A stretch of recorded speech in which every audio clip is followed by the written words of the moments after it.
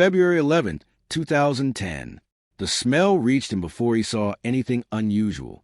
It was a bitter winter morning in Greensburg, Pennsylvania. Snow covered the ground, and the parking lot behind Greensburg Salem Middle School looked no different from any other cold February day. As Daniel Grant approached his truck, he noticed a strange odor lingering in the freezing air. At first, he assumed it was garbage left behind after the recent snowstorm, but the closer he got, the stronger the smell became. Then he noticed a large trash can partially hidden beneath his vehicle. Curious, Daniel moved toward it. The lid shifted. What he saw next would trigger one of the most disturbing murder investigations in Pennsylvania history. Inside the garbage can was the body of a woman. She had been stuffed inside head first. Wrapped around her neck were strands of Christmas lights. Investigators quickly realized this was not a random act of violence. This was something far darker. Over the next several hours, detectives would uncover a horrifying truth. The victim had not been killed by a stranger lurking in the shadows. She had been betrayed by people she trusted. 6 individuals would eventually be arrested in connection with her death. But the most chilling part of the story wasn't how Jennifer Daugherty died. It was what happened to her during the 3 days before her murder. Tonight's case is one of the most disturbing crimes ever committed in Pennsylvania. It is a story of manipulation, cruelty, betrayal, and a woman whose greatest strength, her ability to trust others, became the very thing that placed her in danger. Before we continue, make sure you're subscribed to Shadow Truth Files for more true crime investigations that explore the darkest corners of human behavior.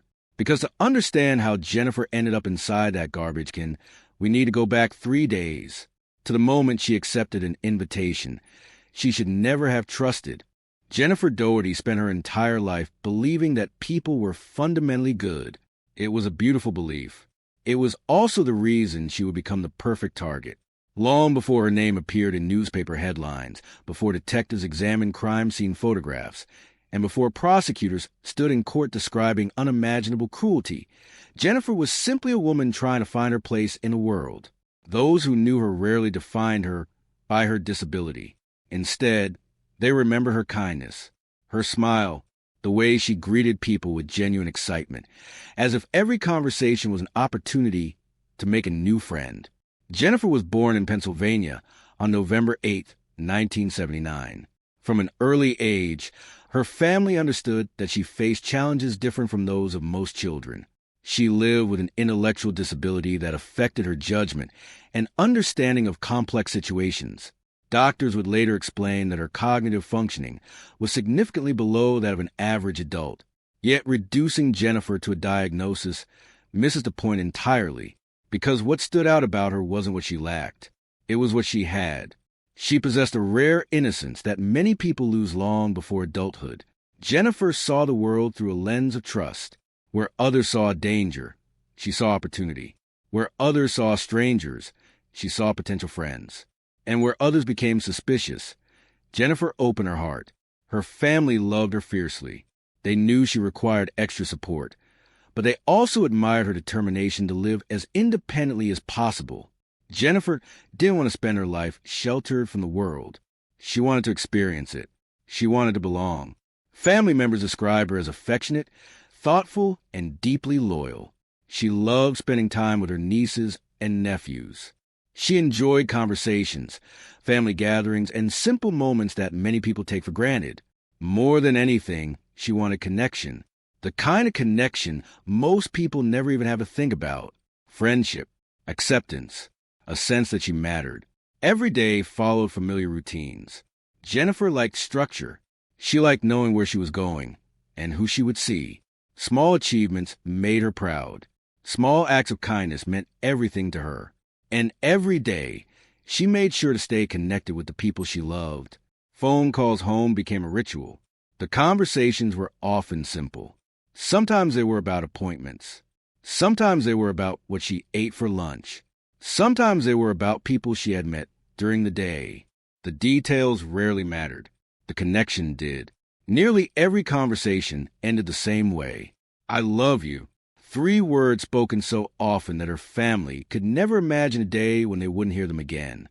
Jennifer's world wasn't large, but it was full of people who cared about her.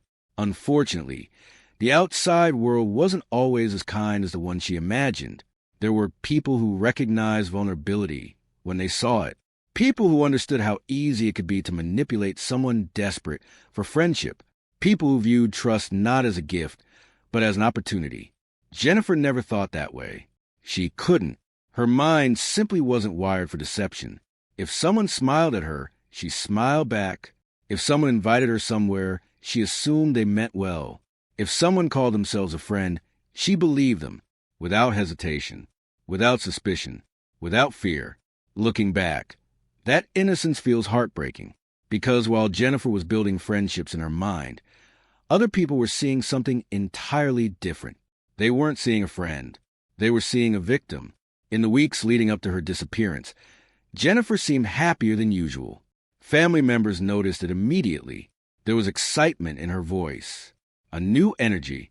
Something had changed. When asked about it, Jennifer spoke about people she had recently met. New friends. People who seemed to enjoy spending time with her. People who invited her places. People who made her feel included. To her family, this sounded like wonderful news. Jennifer had always wanted stronger social connections. They were happy for her. Relieved, even, for once. She seemed genuinely excited about her social life. No one had any reason to believe otherwise. No one could have imagined that those friendships were built on manipulation, or that every conversation was bringing Jennifer closer to danger.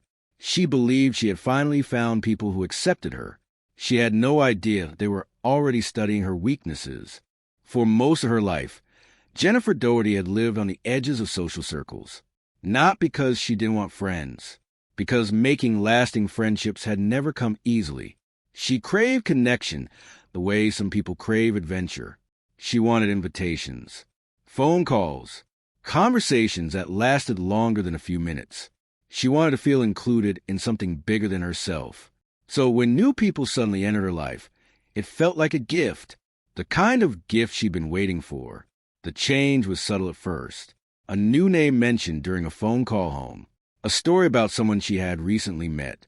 An invitation to spend time with people outside her usual routine. Nothing seemed unusual. In fact, Jennifer appeared happier than she had in months. Family members noticed a difference immediately. There was excitement in her voice, a confidence that hadn't always been there. For someone who often struggled to build relationships, these new friendships seemed like a positive step forward. Jennifer spoke about them often. She described people who made her laugh, people who wanted to spend time with her, people who appeared interested in her life. To most people, those details would sound ordinary. For Jennifer, they were extraordinary. Every new invitation felt like proof that she belonged. Every conversation strengthened her emotional attachment. Every act of attention carried enormous weight. And that's what made the situation so dangerous. Because while Jennifer saw friendship, others may have been seeing something very different. The individuals entering her life weren't polished criminals hiding behind fake identities. They weren't masterminds operating from the shadows. They were people living chaotic lives of their own. People struggling with addiction, instability, violence, jealousy, resentment. The kind of people society often overlooks. The kind of people who rarely attract attention until something goes terribly wrong. At first glance, they seem harmless enough. A collection of troubled young adults drifting through life without direction. Yet beneath the surface, unhealthy relationships were already forming. Arguments erupted frequently. Manipulation had become normal. Cruelty was often disguised as humor. And empathy was becoming increasingly rare. Jennifer couldn't see any of that. She focused only on what mattered to her. Acceptance. For perhaps the first time in a long while, she felt wanted. That feeling became intoxicating. The more attention she received, the more attached she became. She began speaking about these new friends with genuine affection. She trusted them completely. Why wouldn't she? They invited her places, talked to her, made her feel important. To Jennifer, those actions meant friendship. To outsiders, the situation looked perfectly ordinary.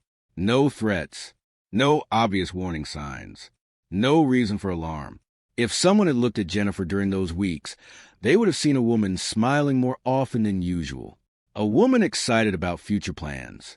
A woman who believed her social world was finally expanding. What they wouldn't have seen was how quickly those new relationships were deepening, or how dangerous blind trust can become when it falls into the wrong hands. The people surrounding Jennifer were learning things about her routines, her vulnerabilities, her desperate desire to be accepted. Information she shared freely because she never imagined anyone would use it against her. And that's the tragedy that hangs over this entire case. Jennifer wasn't manipulated through fear. She wasn't forced. She wasn't threatened. She was welcomed, invited, included. The very things she had wanted her entire life became the tools that would eventually lead her into danger. As winter settled over Pennsylvania, Jennifer's excitement continued to grow. Then came an invitation that seemed completely harmless. A chance to spend time with friends. A chance to feel accepted. A chance to belong. On February 8th, 2010, Jennifer boarded a bus expecting friendship. Instead, she was traveling toward the worst nightmare of her life. The apartment at 428 North Pennsylvania Avenue didn't look like the setting of one of Pennsylvania's most horrifying crimes. At least not from the outside. It was just another aging building standing along a quiet street in Greensburg. Cars passed by. Neighbors went about their routines. Life continued as normal. Nothing about the structure hinted at the darkness developing behind its walls. Yet appearances can be deceptive. And inside that apartment, a volatile group of people had already begun drifting toward a disaster none of them would ever escape. At the center of it all was Ricky Smyrns, 24 years old, unemployed, aggressive, known to police.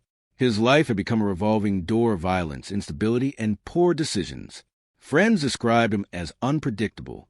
One moment calm, the next explosive. People tended to follow Ricky for a simple reason. They feared him. His apartment had become a gathering place for society's forgotten outsiders. People with nowhere else to go. People carrying emotional scars, addiction problems, criminal histories, and unresolved trauma. It was less a home than a pressure cooker. And the pressure was building. One of the people closest to Ricky was 17-year-old Angela Marinucci. Angela carried her own troubled history. Years earlier, she had suffered a traumatic brain injury after being struck by a vehicle. Family members later described dramatic personality changes after the accident. Whether those changes fully explain her behavior remains a matter of debate. What isn't debated is the role she would eventually play. Angela's relationship with Ricky was intense, chaotic, and fueled by jealousy. The kind of jealousy that doesn't fade. The kind that grows. People who knew her often described someone desperate for control and validation. Someone who reacted strongly to perceived threats. And soon, Jennifer would unknowingly become one of those threats. Then there was Melvin Knight, only 20 years old, homeless for periods of his life, struggling with his own cognitive limitations and emotional instability. Melvin often drifted wherever stronger personalities directed him. Yet beneath that passivity lurked violent impulses that had surfaced before. He wasn't a leader, but history has shown that followers can be just as dangerous, especially when they stop questioning what they're being asked to do. Amber Madinger occupied a unique position within the group. She was connected to several people inside the apartment and had become one of the bridges between Jennifer and the social circle gathering there. To Jennifer, Amber represented friendship, trust, acceptance, the very thing she had spent years searching for. What Jennifer didn't realize was how dangerous that trust would become. Peggy Miller was another regular presence. Unlike some of the others, Peggy didn't initially appear threatening. She often faded into the background, observing more than leading. Yet one of the most disturbing questions in this case would later surround people exactly like Peggy. Not the aggressors, not the loudest voices, the witnesses, the people who watched events unfold and failed to stop them. Because evil rarely survives on leaders alone. It survives on silence. Robert Masters completed the group, another troubled individual, drifting through the same toxic environment. Another person searching for belonging inside a circle that rewarded cruelty more than compassion. By themselves, each person carried flaws. Together, those flaws became something far more dangerous. The apartment had developed its own culture, a place where insults passed for entertainment, where arguments could erupt without warning, where manipulation was normal, where empathy gradually disappeared. No single person walked into that apartment planning the crime that would eventually unfold. That's what makes the psychology so disturbing. Monsters aren't always born. Sometimes they're created inside environments where cruelty becomes acceptable one small step at a time.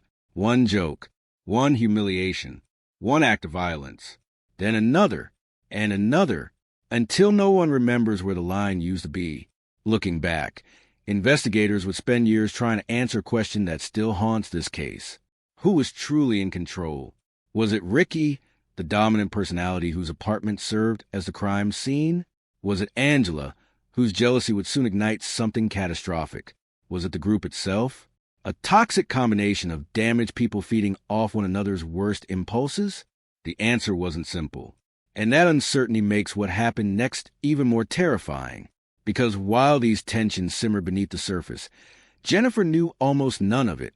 She didn't see predators. She saw friends. She didn't see danger. She saw acceptance. And as she approached the apartment on that cold February day, she carried something none of the others had left: trust.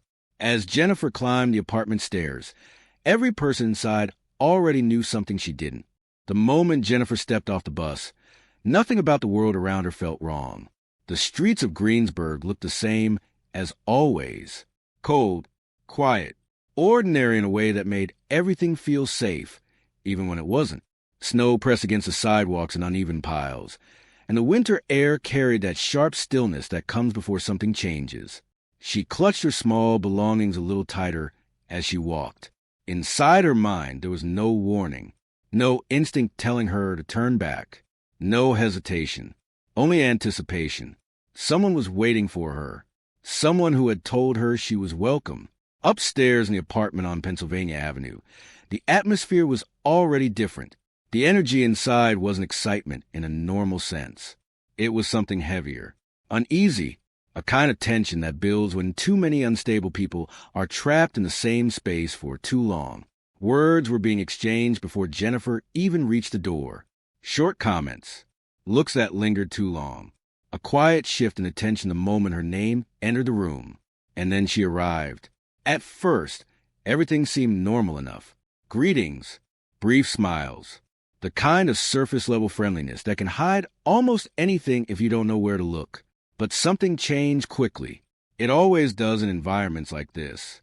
Small tensions surface first. A comment said a little too sharply. A reaction that came a little too fast. A pause that lasted a second too long. Jennifer didn't understand it, but she felt it. A subtle shift in how people were looking at her. Not everyone, not at first, but enough to make the air feel heavier. And then there was Angela. Angela didn't greet her the way the others did. She watched her, not with curiosity, with something closer to possession. It wasn't obvious yet, but something inside Angela had already started tightening, a kind of internal pressure building without explanation, feeding on itself. Jennifer's presence didn't threaten anything logical, but emotions don't always operate logically. The attention Jennifer received in that room, even the smallest amount of it, was enough to trigger something unstable. It started with irritation, then discomfort, then fixation.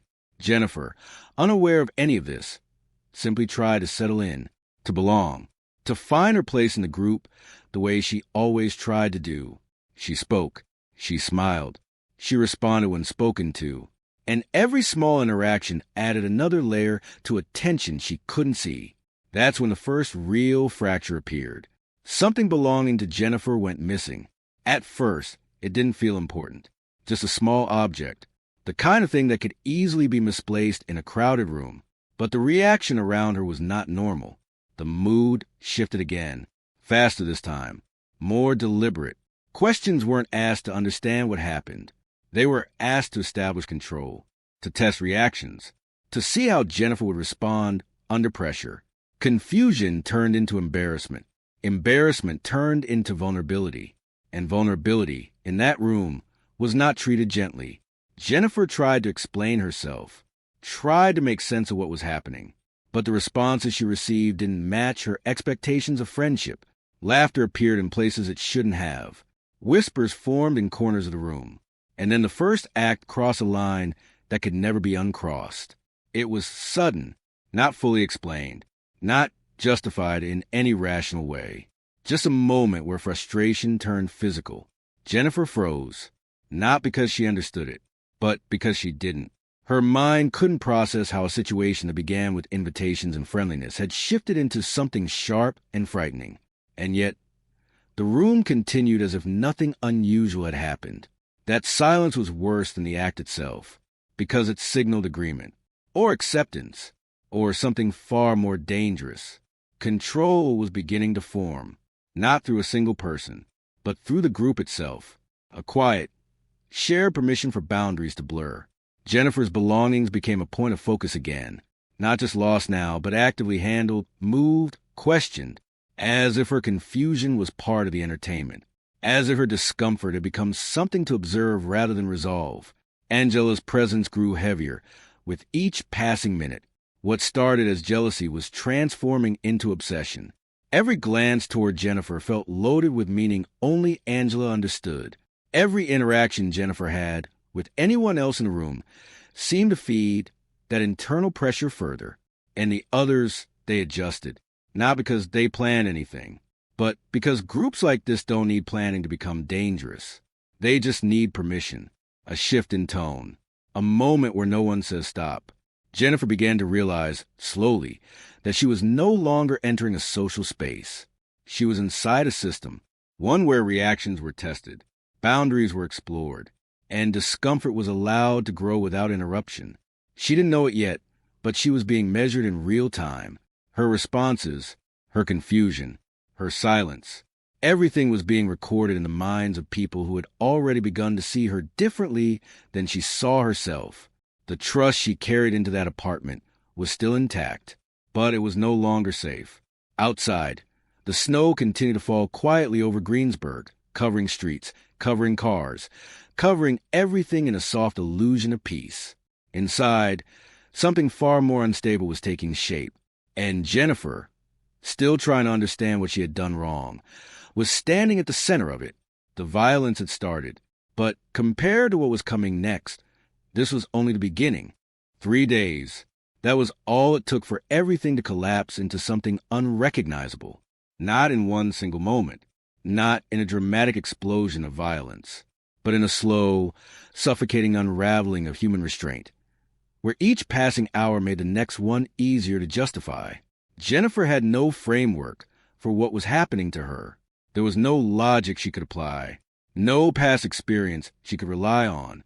Every attempt to understand the situation only led her deeper into confusion. At first, she tried to adapt. That was her instinct. If something felt wrong, she tried to fix it by being better, kinder, more agreeable, more careful with her words. She believed, somewhere inside her mind, that if she just behaved correctly, things would return to normal. But normal was already gone. The first full day inside the apartment blurred into a cycle of instability. Voices rising and falling, tension appearing without warning, moments of apparent calm that never lasted long enough to feel safe. And then the humiliation began to sharpen. It wasn't always loud. Sometimes it was subtle, a comment made in passing that carried more weight than it should have, a laugh that lingered too long, a silence that made Jennifer feel like she had done something wrong even when she didn't understand what it was. Other times, it crossed into something far more direct, physical aggression that appeared suddenly and then dissolved just as quickly into normal conversation, as if nothing unusual had happened at all. That contrast is what broke her understanding of reality, because in Jennifer's world, actions meant something. In this world, they didn't, or at least not in the same way. What frightened her most wasn't only what was being done to her, it was how quickly everyone else adjusted afterward. No apologies. No correction, no sense that a line had been crossed. That absence of reaction became its own kind of violence. By the second day, the apartment had shifted into something more organized, not structure in a formal sense, but in behavior. Roles began to emerge. Some people watched. Some participated. Some followed instructions without questioning where they came from. And Jennifer, trapped inside this shifting dynamic, started to understand a terrifying possibility. There was no single person in control. There was only permission, and permission, once given, tends to expand. She tried to speak about what was happening to her, at first gently, then more urgently. Her confusion wasn't met with answers. It was met with dismissal, or worse, indifference that felt intentional. Every time she attempted to regain clarity, the environment around her would shift again, pulling her back into uncertainty. Her belongings were no longer just taken. They were used as tools of control, moved, withheld, turned into symbols of dominance she didn't understand. The message, whether spoken or not, became increasingly clear. Nothing belonged to her in that space. Not her things, not her voice, not even her understanding of what was happening. And still, Jennifer kept trying to make sense of it. That was the most heartbreaking part. Even as boundaries dissolved around her, she continued searching for reason inside behavior that had none. At moments, she would ask questions that hung in the air too long, questions that revealed how far apart her reality was from theirs. Why are you doing this? What did I do wrong? Can I just go home? Each question was met with something different. Sometimes laughter, sometimes silence, sometimes a reaction that made everything worse without ever explaining why. The cruelty wasn't just in what was happening. It was in the absence of explanation. Human beings can endure almost anything if they understand it. Jennifer was never given that chance. By the second night, exhaustion had started to replace confusion. Not just physical exhaustion, but something deeper, a mental fatigue that comes from constant emotional instability. From never knowing what version of reality you're walking into next. People in the apartment were no longer just reacting to her. They were interacting with each other through her presence. Her distress had become background noise, a shared environment they were all contributing to in different ways, some more actively than others, some without fully realizing how far things had gone. And that is where the most disturbing shift began to form. Because once harm becomes normalized within a group, the threshold for escalation disappears. It doesn't rise suddenly. It drifts, quietly, step by step, until what once felt unthinkable starts to feel like just another decision. Jennifer began to notice something she couldn't fully articulate. Not everyone in the room looked at her the same way. Some avoided eye contact. Some seemed conflicted. Some seemed detached, as if watching something happening at a distance, even while standing inside it. But there was also another presence growing more visible, a tension that seemed to concentrate in specific moments, particularly when certain people spoke or reacted, a shift in emotional temperature that Jennifer could feel even if she couldn't name it. And beneath all of it, the question that would never leave her mind. What did I do to deserve this? It wasn't defiance. It wasn't anger. It was disbelief, the kind that refuses to fully accept what it's seeing, even when evidence surrounds it. By the end of the second day, that disbelief had started to fracture. Something inside the apartment had changed again, not outwardly dramatic, but decisively. A decision had begun to form in the space between silence and conversation, a conclusion that no one spoke aloud in full sentences. But one person in particular had already crossed a line that could not be undone. Jennifer would not be leaving. Not tomorrow. Not the next day. Not at all. By the end of the second day, one person had already decided Jennifer would never leave that apartment alive. What began inside that apartment as chaos had slowly transformed into something far more disturbing. Not because the violence increased all at once, but because it stopped feeling like violence to the people involved. There's a point in certain group environments where individual judgment stops functioning the way it should, where responsibility becomes diluted, where actions are no longer owned by a single person, but distributed across everyone in the room. That is where Jennifer found herself, not in the presence of one aggressor, but inside a collective, and collectives behave differently. No one person has to carry the full weight of what is happening. No one person feels fully responsible. Each decision becomes smaller when shared. Each boundary becomes easier to cross when others are watching. And slowly, what should have triggered alarm instead began to normalize. At first, the shifts were subtle. A comment made without consequence. A reaction that should have been questioned but wasn't. A moment of discomfort that passed without interruption. In isolation, none of it seemed significant. Together, it formed something far more dangerous. A new social structure where Jennifer was no longer treated as an equal participant in the room. She was becoming an object of discussion, a subject, something to be analyzed, reacted to, managed, not a person with agency, but a presence to be controlled. The conversations inside the apartment began to change tone. They were no longer about normal life, or shared experiences, or the small routines that connect people. They became focused on Jennifer, what she said, how she reacted, how she behaved in certain moments. Every detail was observed, repeated, and reinterpreted until her existence inside that space was no longer private. It was communal, and once a person becomes communal in that way, empathy begins to erode, not suddenly, but gradually, like something dissolving in water. One of the most disturbing aspects of the environment was how ordinary it still appeared on the surface. There were moments of laughter, moments of casual conversation, moments where nothing seemed out of place if someone had walked in without context.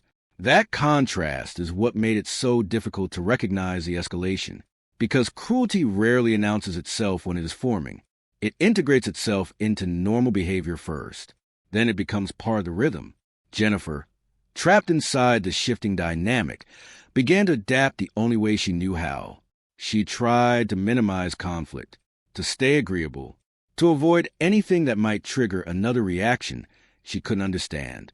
But in environments like this, compliance does not create safety. It creates permission. The more she tried to smooth things over, the more the boundaries around her behavior quietly tightened. And inside the group, something even more troubling was happening. A shift in perception. Jennifer was no longer being seen through the same lens by everyone. To some, she was a source of frustration. To others, a form of entertainment. And to a few, something worse was beginning to take shape beneath the surface of their thoughts. Dehumanization rarely starts with hatred. It starts with detachment, with seeing someone as less than fully real, less than fully human. Once that shift occurs, empathy no longer activates in the same way it normally would. And that is when the psychological breakdown of moral behavior begins. Inside the apartment, small acts began to reinforce this new perception. Moments where Jennifer's distress was ignored instead of acknowledged. Situations where her confusion was treated as amusement rather than concern. Instances where her attempts to understand what was happening were met with responses that lacked any grounding in compassion. Each moment alone was small. Together, they built a system, a shared understanding that the usual rules did not apply to her. And with that understanding came a deeper level of detachment from consequence. People began reacting not as individuals, but as participants in a shared environment where boundaries had already been tested and left unchallenged. The most unsettling part was how quickly it escalated without formal decisions being made.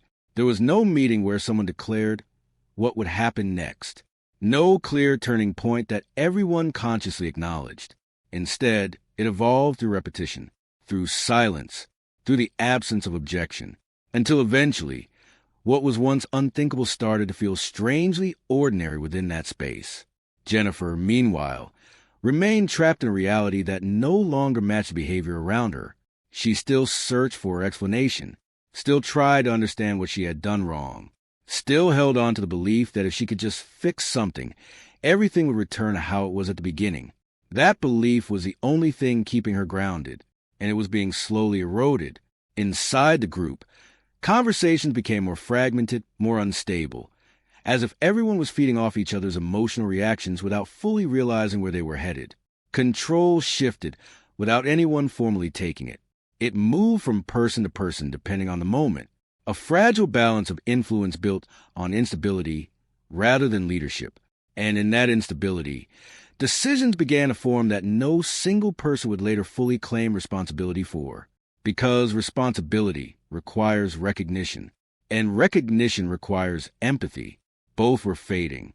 Then came a moment that changed the atmosphere entirely. Not loud, not dramatic, but decisive. A conversation that didn't sound different at first, yet carried a finality beneath it that shifted everything that came after. A line had been crossed that could not be walked back. And Jennifer, still trying to understand the world around her, had no idea that her fate was no longer uncertain. It had already begun to close. Jennifer had already been pushed beyond confusion. Now she was being pushed into something far more final. A decision that was never hers to make was beginning to take shape around her like a closing door. It started with Angela. Her voice carried a different weight that night. Not loud at first, not explosive, controlled, focused. The kind of tone that doesn't invite disagreement, because disagreement already feels dangerous before it's even spoken. Jennifer was in the room, but not really part of it anymore. She could feel it. The way conversation stopped shifting naturally. The way people looked at each other instead of her. The way silence started to feel like agreement forming in real time. Angela spoke about frustration, about boundaries, about how things couldn't continue the way they had been. Her words were not directed like a single argument. They were structured like conclusion already decided, waiting for others to catch up. Jennifer tried to understand what was happening, but understanding had become impossible in this environment. Every attempt to process the situation broke against something stronger, group momentum. Because once an idea enters a group like this, it doesn't need logic to survive. It only needs repetition. One voice became two, then three. Not identical in wording, but aligned in direction. Each response reinforcing the same emotional pressure, tightening the space around Jennifer, without anyone physically moving closer.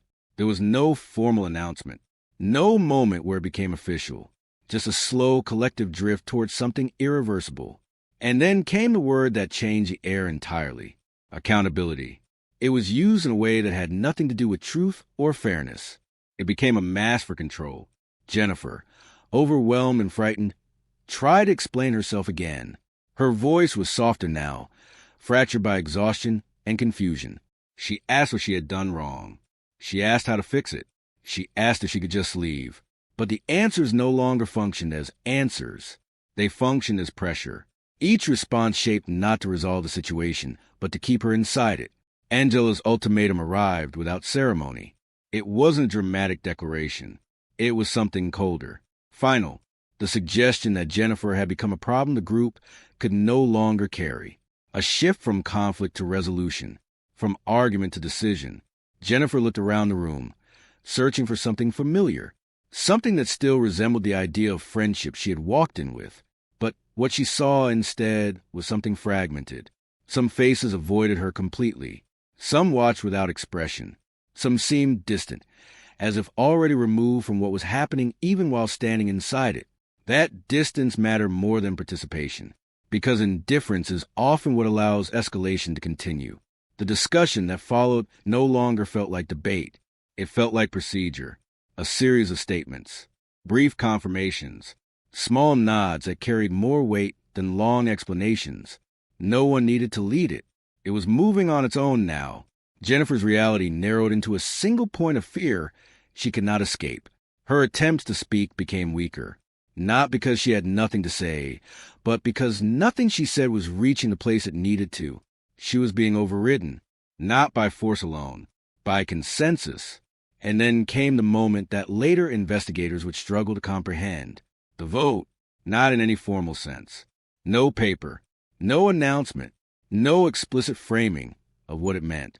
Just a collective agreement, formed through silence and confirmation, that Jennifer's presence was no longer acceptable within their world. One by one, voices aligned, not with enthusiasm, but with detachment, as if they were agreeing to something already decided long before this moment. Jennifer didn't fully understand what she was witnessing.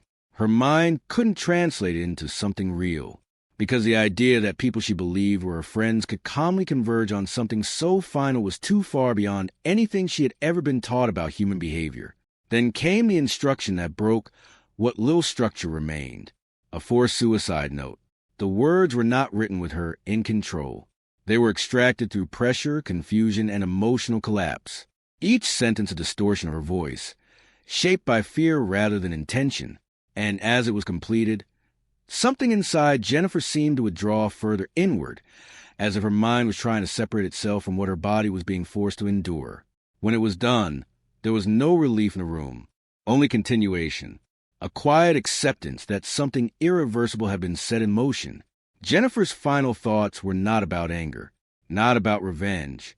They were about her family, the people she still believed might somehow understand, somehow rescue her from whatever was happening. Even now, she thought about home, about safety, about voices that used to end every conversation with love. And in that moment, surrounded by people who had rewritten her reality without her consent, Jennifer remained anchored to the only truth she had left. She still trusted someone would stop it. Moments later, the killers moved Jennifer into the bathroom. The apartment had gone quiet in a way that didn't feel natural, not peaceful, not calm, just emptied, as if the atmosphere itself had withdrawn, leaving behind only the weight of what was about to happen. Jennifer sat in that silence without understanding it. Her mind was still searching for something logical to hold on to, something that could explain why everything had shifted so quickly from confusion into something far more final. But there was no logic left in the room, only momentum. It didn't begin with words this time. It began with movement, small at first, subtle positioning, the kind of shifts that don't register as danger until it's already too late to name them. Jennifer noticed faces changing again, not in expression, but in distance. Something had separated her from them completely now, not physically, emotionally, as if she had already been removed from the category of person and placed somewhere else entirely. She tried to speak. No one responded in a way that reached her anymore. The final escalation didn't feel like chaos. It felt organized, a quiet agreement that no longer needed discussion. Jennifer's fear finally broke through the confusion, not because she understood what was happening, but because she realized she was no longer being included in the outcome. Her voice became smaller, fragile, almost childlike in its desperation. She called out for understanding, for explanation, for anything that could anchor her back to the version of reality she still believed existed. Nothing answered her in return. The space between her and everyone else had become absolute. What followed was a collapse of all remaining restraint. The violence didn't arrive as a sudden explosion. It arrived as continuation, as if the earlier decisions had already written the ending, and now the room was simply moving to the final pages. Jennifer's struggle was not just physical. It was psychological. The mind's refusal to accept what the body is experiencing. That last, desperate resistance where reality and disbelief collide. At moments, there was silence again, not because anything had stopped, but because something irreversible had already been decided inside the environment itself. Time felt distorted in that room. Seconds stretched, moments fractured. Memory would later struggle to piece it together with clarity, not because it was hidden, but because it was too fragmented to hold in a single narrative. Jennifer's final awareness did not come in clarity. It came in pieces. Faces that no longer felt familiar, voices that had lost meaning. The overwhelming sensation that everything she believed about safety had been rewritten without her permission. And then, nothing stable enough to describe cleanly, only the aftermath of actions already set in motion. When it was over, there was no celebration, no emotional release, no satisfaction, just a strange emptiness that settled into the room like dust after destruction. The group moved mechanically, as if responding to instructions no one had spoken aloud in that moment, but everyone understood anyway. Jennifer's life, once defined by her search for connection, was now reduced to something unrecognizable in the silence that followed. The body was handled with the same disturbing detachment that had defined everything leading up to this point, not with ceremony, not with reflection, but with an absence of emotional connection that made the entire sequence even harder to comprehend. Outside, the world continued without interruption. Snow began to fall more heavily over Pennsylvania, thick flakes drifting down in silence, covering roads, sidewalks, and the edges of buildings. Nature doing what it always does in the presence of human tragedy, erasing detail, softening edges, turning sharp truths into something harder to see. Inside the apartment, no one spoke about what had just occurred in a way that carried weight. Not yet, not in the way the outside world would eventually interpret it. There was only movement, practical, detached, disconnected from consequence. And then, as if the world itself was participating in concealment, the storm outside intensified. Visibility dropped. The streets became white and empty. Sound softened beneath layers of falling snow. It looked, from a distance, like peace, like the world had been washed clean, like nothing had happened at all. And that illusion would matter, because in the hours that followed, as the snow continued to fall over Greensburg, it created something that would delay discovery, something that would blur the timeline just enough, just long enough, for people inside that apartment to believe, even for a moment, that what they had done might not reach beyond those walls. They looked outside, at the quiet streets, at the heavy snowfall, at the way the world seemed to cover itself. And in that moment of dangerous misunderstanding, a false sense of distance formed between action and consequence. They believed the snow had erased every trace of their crime. The snow had turned Greensburg into something almost unrecognizable.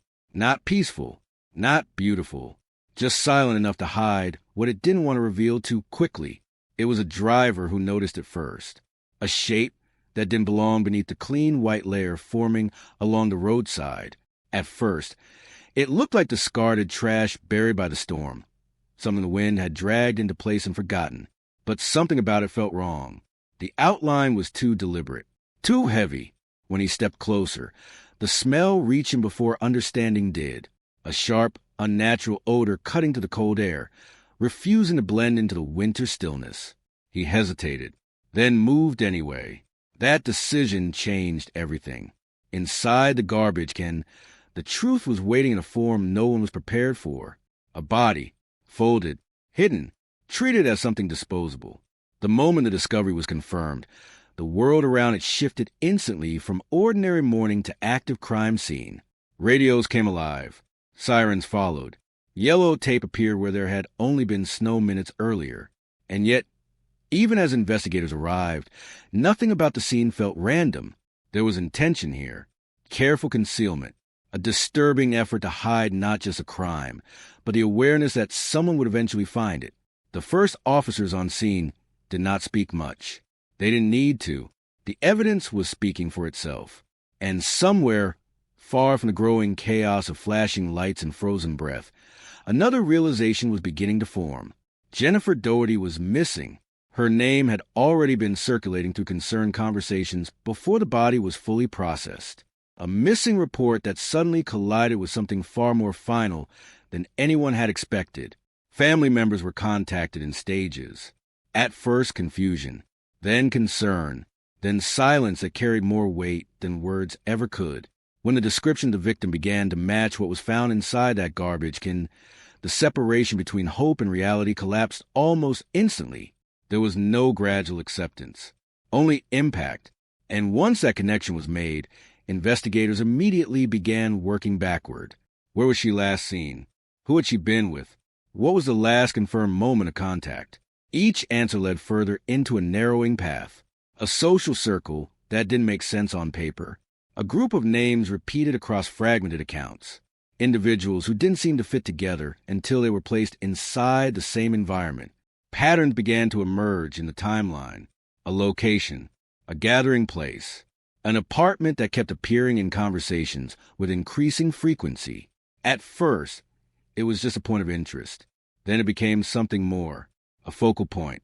Because in investigations like this, coincidence rarely survives long under pressure. Every detail connected back to one place. Every uncertainty pointed in the same direction. And as the snow continued to fall over Greensburg, softening tire tracks and covering footprints that might have mattered, detectives began to understand that time was already working against them. Evidence was being erased not by intent, but by weather. Memory was becoming fragmented under shock. And the people closest to Jennifer's final known movements were still unaccounted for. That combination forced urgency, not speculation, not theory, urgency. Because somewhere inside the same city now filled with sirens and freezing wind, answers were still intact, but not for long. Names were cross-checked, addresses verified, movements reconstructed from fragments of witness accounts and early reports. And as the timeline tightened, one location kept resurfacing with increasing clarity. An apartment on Pennsylvania Avenue. A place that had, only hours earlier, been just another address in a quiet neighborhood. Now it was something else entirely. A focal point in a murder investigation that was accelerating faster than anyone could fully control. Detectives exchanged looks that didn't need explanation. The kind of silence that forms when multiple people reach the same conclusion at the same time. Within hours, police were heading toward the apartment.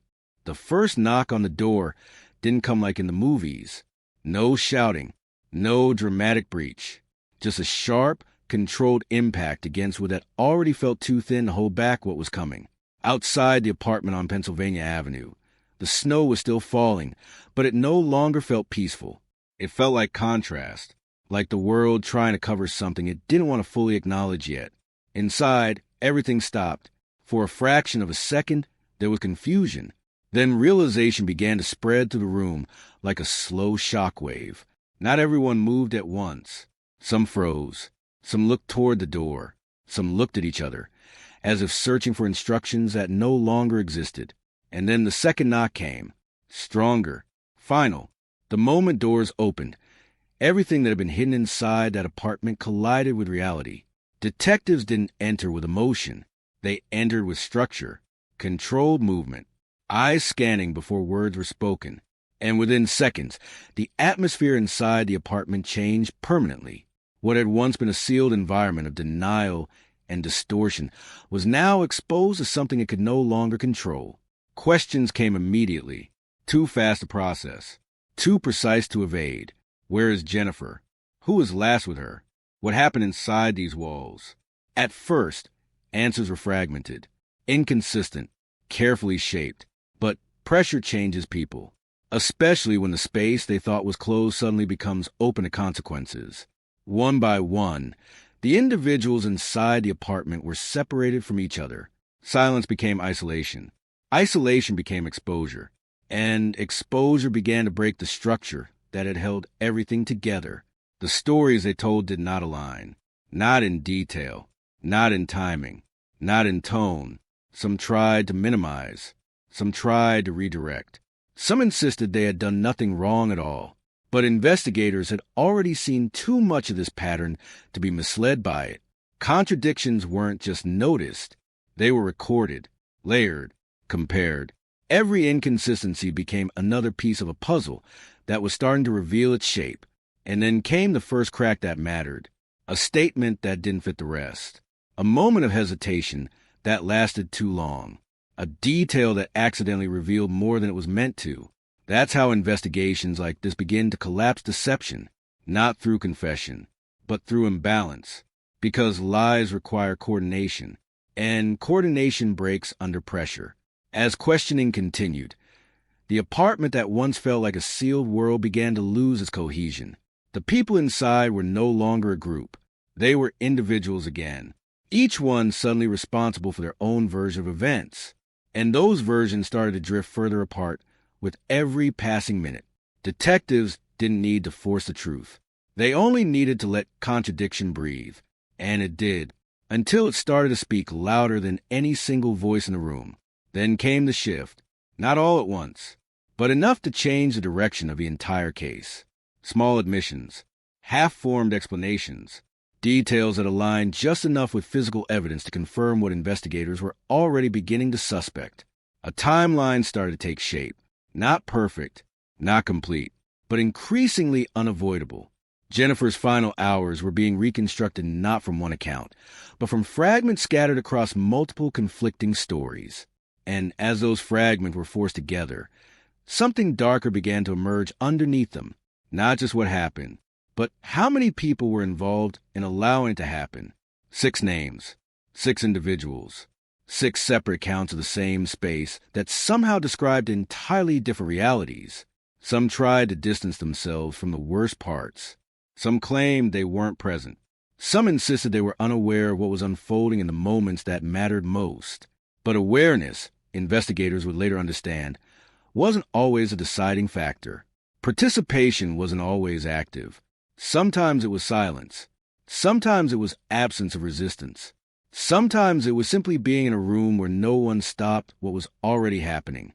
And that distinction became central to everything that followed, because responsibility in this case wasn't linear. It was distributed, fragmented across behavior, influence, and inaction. As interrogations continued, patterns began to emerge, not of one dominant figure, but of shifting control. Moments where one person's influence grew, only to fade when challenged by another. Moments where decisions seemed to form collectively, without any single origin point. A disturbing picture was forming, not a single mind, but of a shared psychological collapse inside a confined environment. Then came the confessions. Not clean, not complete, but enough to confirm what investigators had feared from the beginning. Jennifer's death was not the result of one individual act. It was the outcome of a sequence of escalating decisions, each one building on the last, each one lowering the threshold for the next. And beneath those admissions, something even more disturbing began to surface. A motive that did not behave like a motive at all. Not revenge, not survival. Something more fractured, more unstable. A mixture of control, group pressure, distorted perception, and emotional detachment that had grown unchecked until it stopped resembling recognizable human reasoning. Investigators had seen violence before, but this structure was different because it wasn't driven by a single intent. It was sustained by shared erosion, by a group dynamic that replaced moral boundaries with collective momentum. As interviews progressed, one question kept returning in different forms. Who actually decided it? And the answer, chillingly, was not as simple as anyone hoped, because no single person could point to the exact moment it became inevitable. It had unfolded too gradually, too collectively, too quietly, and that ambiguity made the truth even more disturbing than a clear confession ever could. 6 individuals, 6 stories, 1 outcome, and beneath it all, a motive that investigators were only beginning to fully understand. Something that explained not just what happened inside that apartment, but why no one stopped it. The motive turned out to be even more disturbing than detectives expected. The courtroom was quieter than anyone expected. Not peaceful, not respectful, just heavy, like the entire room was holding its breath, waiting for something it already knew was coming, but didn't want to fully accept yet. Jennifer's name echoed through testimony after testimony, but it no longer belonged to a living presence. It had become evidence, a reference point, a reminder of what had been taken and what could never be restored. The defendants sat in place, but none of them carried the same energy anymore. The apartment on Pennsylvania Avenue was gone now, replaced by fluorescent lights, wooden benches, and a legal system tried to translate something deeply human into something structured and measurable. But some cases resist structure. The prosecution began carefully, building the timeline piece by piece, like reconstructing shattered glass that had been swept across too many rooms. Phone records, witness statements, confessions that no longer matched each other when placed side by side. Each layer of evidence added weight, not clarity. Because the more the courtroom heard, the more one truth became impossible to ignore. This wasn't a single narrative. It was fragments of several, all pointing toward the same ending. The witnesses spoke with hesitation at first. Some avoided eye contact with the jury. Some stared straight ahead, as if looking at anything else would force them to feel what they had avoided for months. And then came the details that shifted the entire emotional temperature of the room. The way Jennifer was described, not as a threat, not as someone dangerous, but as someone vulnerable in a space that had slowly abandoned empathy. The defense tried to separate individuals from actions, to isolate responsibility, to suggest confusion, influence, pressure, anything that could reduce the weight of what happened inside that apartment. But the prosecution didn't need exaggeration. They only needed sequence.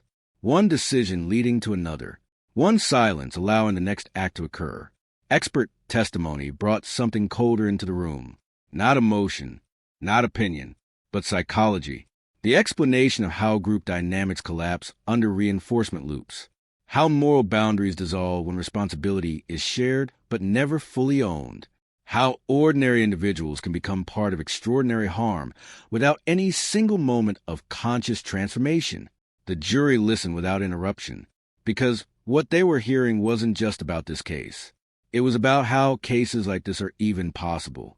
Then came the confessions read into the record, not polished, not unified, conflicting versions of the same hours, each one revealing a slightly different angle of the same unfolding tragedy. And in those contradictions, something more disturbing than clarity emerged. Not certainty, but fragmentation. A breakdown of shared reality inside that apartment where memory itself seemed unstable. When Jennifer's final moments were described in court, the room changed. Not loudly, not dramatically, but internally. A collective shift in posture, in breath, in silence. Even the most experienced voices in the room struggled to maintain distance from what was being described. Because there is a difference between knowing a crime exists and hearing it reconstructed in detail. One is abstract, the other is human. And Jennifer, in that courtroom, stopped being a case file. She became a person again. The victim impact statements brought that reality fully into focus. Her family's voices did not carry legal language. They carried absence, confusion that had turned into permanent grief. Memories of who she was before the final hours erased everything else. There were no dramatic speeches, only the kind of pain that does not need performance to be understood. Some jurors lowered their gaze. Others stopped taking notes altogether. And for a moment, the structure of the courtroom seemed too small to contain what was being felt inside it. When sentencing finally arrived, it did not feel like resolution. It felt like acknowledgement. The judge spoke carefully, weighing words that had to carry legal precision, while still confronting emotional reality. Each defendant was addressed individually, each action separated and named, each consequence made official in the only language the system had available. And yet, even as sentences were delivered, there was a sense that something larger remained unresolved. Because punishment, no matter how severe, does not reverse time. It does not restore presence. It does not rebuild what was psychologically dismantled in those final hours. The courtroom understood that silently. No one said it aloud, but it lingered in the space between decisions, between verdicts and breathing. When it was over, there was no celebration, no relief that felt complete, only a heavy quiet that followed everyone out of the room and into the same outside world that had continued existing through all of it. Reporters gathered. Statements were made. Headlines formed, but none of it fully captured what had actually happened inside that courtroom. Because what had been examined wasn't just a crime. It was a collapse of a social environment into irreversible consequence. And as the doors closed behind the final proceedings, one truth remained unsettled beneath everything else. Even after the verdicts, Jennifer's story wasn't over. The first headline did not arrive gently. It struck like something breaking through glass. Another name. Another case, another story of violence that refused to stay buried in silence. But this one was different, because very quickly, Jennifer's story stopped being just a case file in a system overwhelmed by tragedy. It became something larger, something people could not ignore. At first, it was outrage, public anger that spread through communities, then across states, then into national conversation. People could not understand how something so prolonged, so collective, so preventable had been allowed to unfold in plain sight. There was a question that kept repeating in interviews, in discussions, in quiet conversations between strangers who had never met Jennifer but suddenly felt connected to her. How did no one stop it sooner? That question carried weight because it had no comfortable answer. And when answers are uncomfortable, they tend to travel faster. Soon, advocacy began. Jennifer's family stepped into a role no family ever prepares for.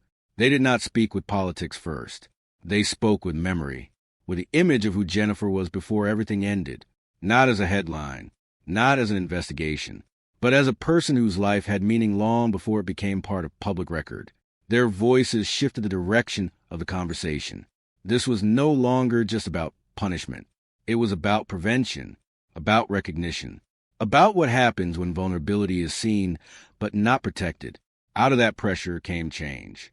Legislation began to form around the idea that systems must respond faster to signs of escalating danger, especially in cases involving vulnerable individuals who rely on others for protection and trust. And then came the name that would carry forward into law. Jennifer's Law, a phrase that entered official language with weight, that felt both necessary and unbearable. On paper, It represented reform, stronger awareness, improved intervention pathways, a recognition that warning signs cannot be treated as background noise. But behind every legal phrase was something more human, a reminder of failure, a reminder that the law often arrives after everything else has already collapsed. News coverage followed the legislation closely, not just reported what had been signed, but why it mattered. Experts spoke about systemic gaps. Advocates spoke about responsibility. Communities spoke about fear that something like this could happen again under similar circumstances. And through all of it, Jennifer's name continued to circulate, not as a statistic, but as a presence that refused to fade into abstraction. Her family's advocacy became central to how the story evolved. They did not allow the narrative to end at sentencing. They pushed it forward into something that might prevent repetition elsewhere. Their grief became structured into action, even when that action could never replace what had been taken. And that is what made their voice so powerful. It was not detached. It was lived. But even as laws changed and attention spread, something remained unresolved underneath everything. Because legislation cannot reach into the past. It cannot undo what was already set in motion. It can only respond to it. And response always comes after impact. As time passed, Jennifer's case began to be taught, referenced, and analyzed in discussions about group psychology, in studies about escalation, in conversations about how ordinary environments can shift into something unrecognizable when accountability dissolves. Her story became a reference point for understanding how cruelty can emerge not from a single source, but from a system of shared erosion, from silence, from participation without reflection, from decisions that no one fully claims, but everyone contributes to.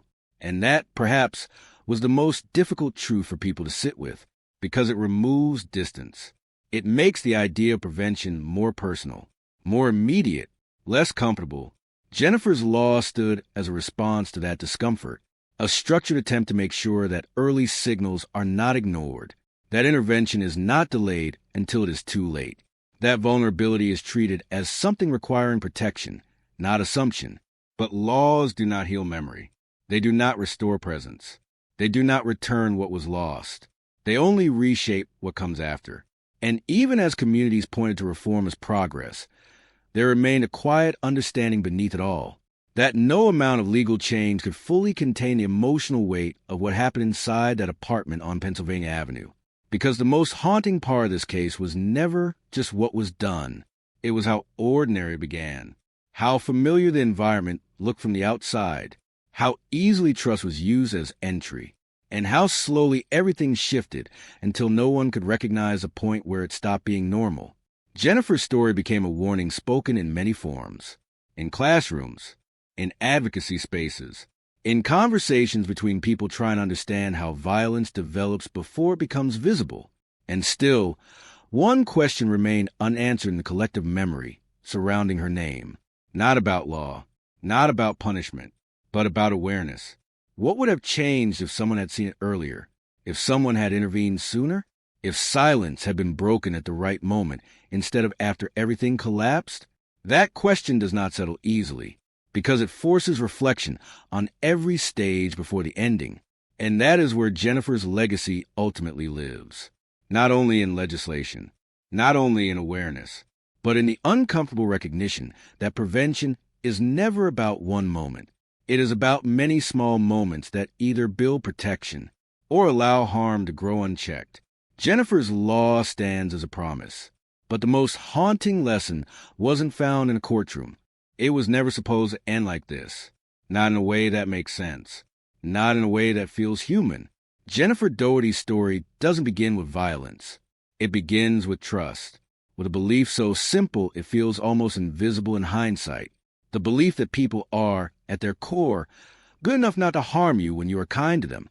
That belief followed her into every room she entered, even the wrong ones, even the dangerous ones, even the ones that should have warned her to turn back. And that is where the horror quietly lives in this case, not in one single moment, but in the space where kindness meets people who do not deserve it, because evil, in its most unsettling form, rarely announces itself. It does not arrive with warning signs that feel obvious in real time. It blends, It adapts. It mirrors trust until trust becomes a weapon used against the person who offered it first. Jennifer did not recognize that transformation, not because she was careless, but because she was human. She believed in connection the way most people are taught to.